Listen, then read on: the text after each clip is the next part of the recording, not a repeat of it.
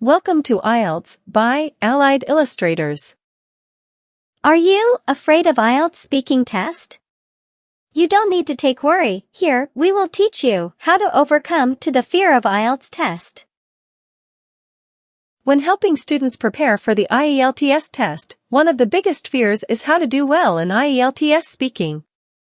IELTS speaking is a face-to-face, informal discussion with an IELTS examiner and is the same for both academic and general training. The test is divided into 3 parts and is designed to test your pronunciation, fluency, grammar, and vocabulary. IELTS Speaking Test, Band 8. In this IELTS speaking sample, you'll learn exactly what the examiner needs to see to award you a Band 8 in the IELTS speaking test. Here are 5 key points to be kept in mind for success in IELTS testing. Number 1. Speak some English every day. It is better to practice a little bit every day and improve your skills gradually than to speak your native language all week until you have an IELTS class. You'll find more advice for IELTS speaking practice here. Number 2. Ask the examiner questions if you don't understand. Your IELTS speaking test is meant to be like a normal conversation between 2 people. Therefore, if you don't understand a word, you can ask the examiner to explain what it means.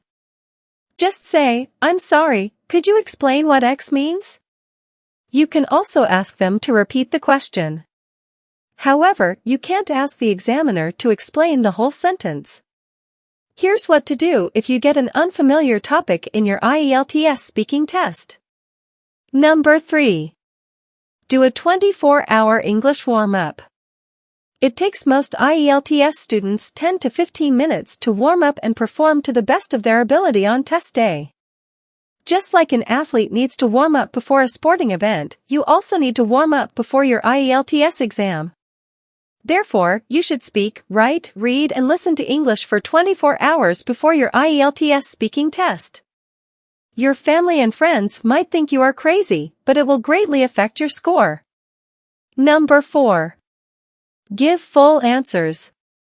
Yes and no are not satisfactory answers in your IELTS speaking test. You need to show the examiner how good your English is.